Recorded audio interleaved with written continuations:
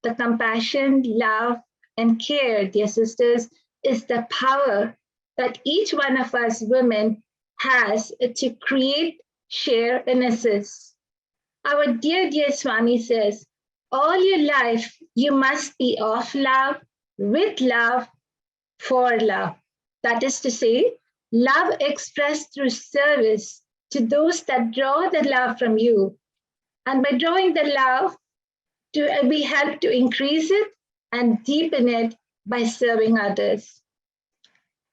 The core planning team of the women's retreat a few years ago realized that each of these sessions are so power-packed that we have to try to carry this into our daily lives and daily experiences and remind ourselves the supreme powers, the sacred powers, and the strength each of us has. That was when the core group decided that we have Satya Sai Women's Peer Enrichment Group to help women assist each other, enrich each other, and support each other in their personal and spiritual journeys. It was at this time a core group came together, and Sister Neelam Patel and Sister Sujata Prayaga will talk to us about the Women's Enrichment Group and talk to us more about how we can initiate it within our programs. Sister Neelam was born into a Sai family, and she grew up with Bal Vikas, and she is an embodiment of using some of these sacred powers every day in her life because she's a therapist. She takes care of her family and follows Swami's principles in everything she does.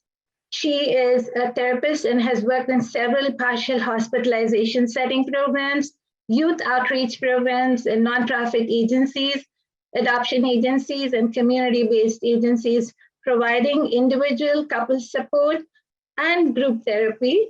She's now working in the management team at Casa Permanente. Sister Sujata Prayaga is another amazing soul who carries the light of Swami in everything she does every day. She's a child and adolescent psychiatrist. She graduated from Texas A&M, and she has incorporated in her work and in her daily experiences not only Swami's teachings, but the teachings from Bhagavad Gita, Upanishads, and wonderful spiritual load that Swami wants us to do. Now, dear sisters, I'm going to pass it on to Sister Sujata and Sister Neelam to talk to us about the wonderful Satya Sai peer enrichment groups. Sister Sujata and Sister Neelam.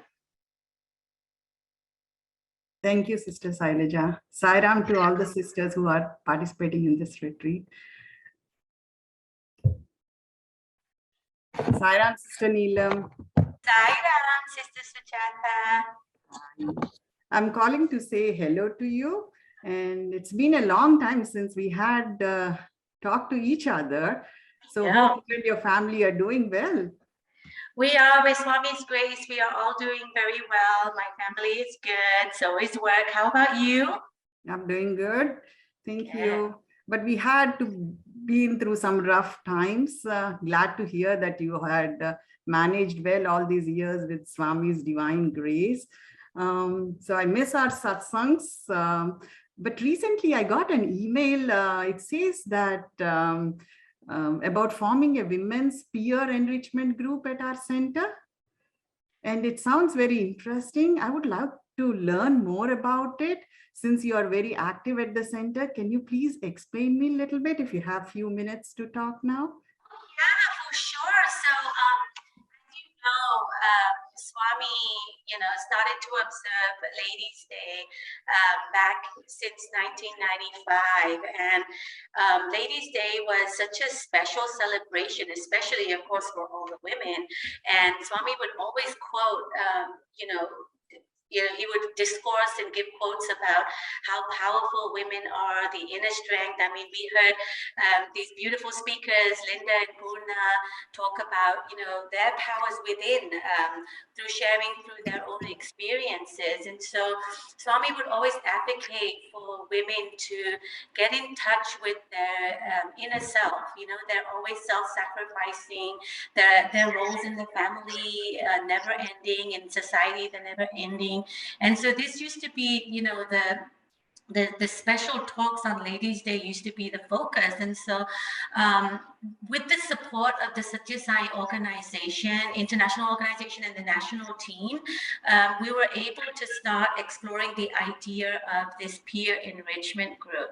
So as you know, with all the centers, we're always having different programs, different events during, when kids are in SSE, the parents are typically in another area where they're doing their own study circle, but there's never really been like a more informal type of a group for women.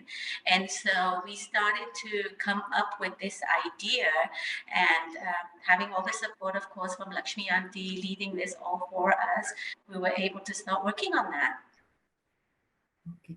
So what's the purpose of this women's enrichment group, peer group? So I think the title really speaks for itself, right? It's to enrich the lives of women. It's a platform where women can come together, feel accepted, talk to one another, be open with one another, feel accepted, and just be who they are.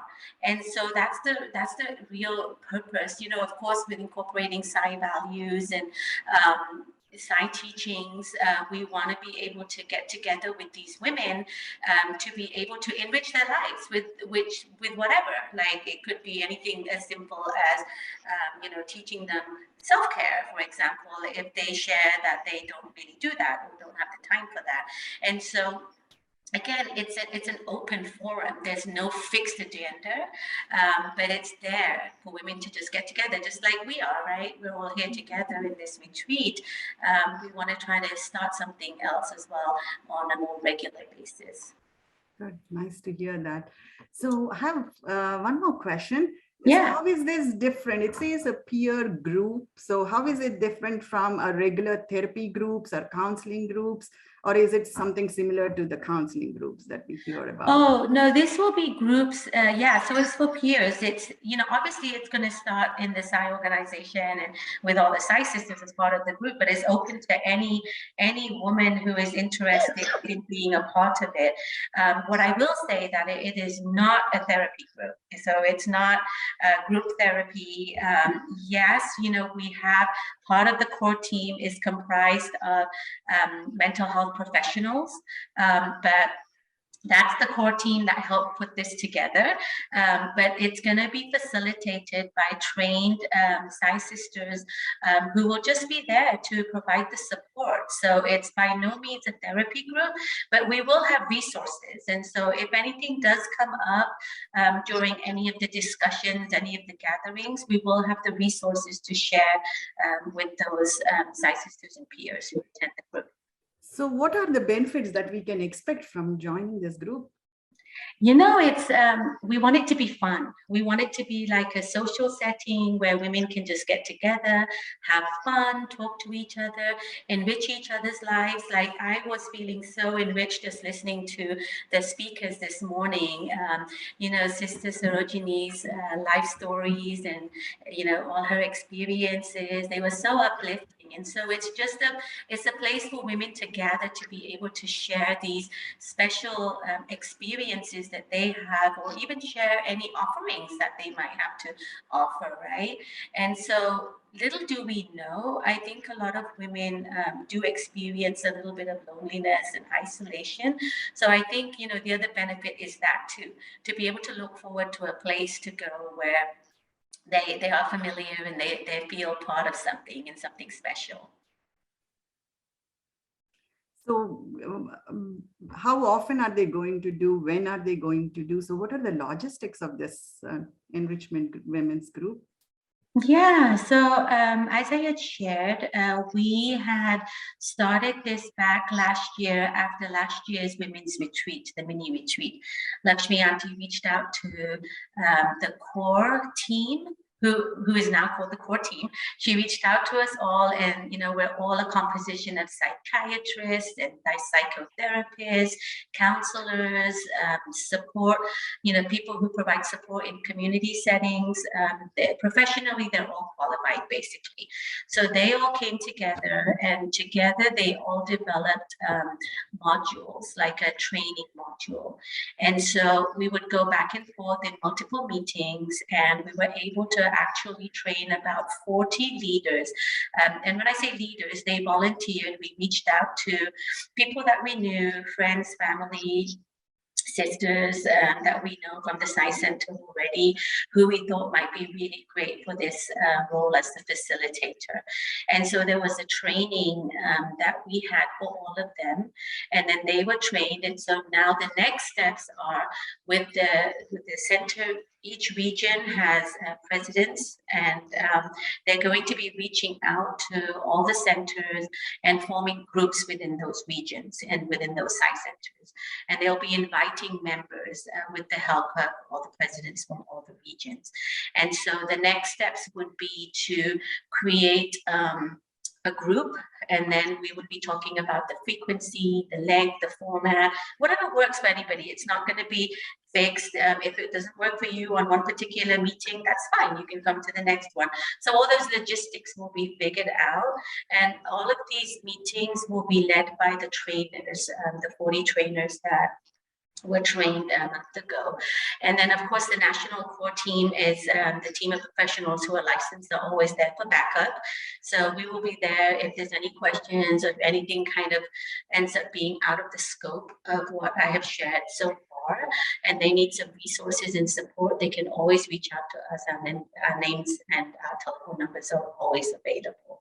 So as over time the word spreads and people are having fun, women are enjoying this, the groups will just be getting bigger and bigger.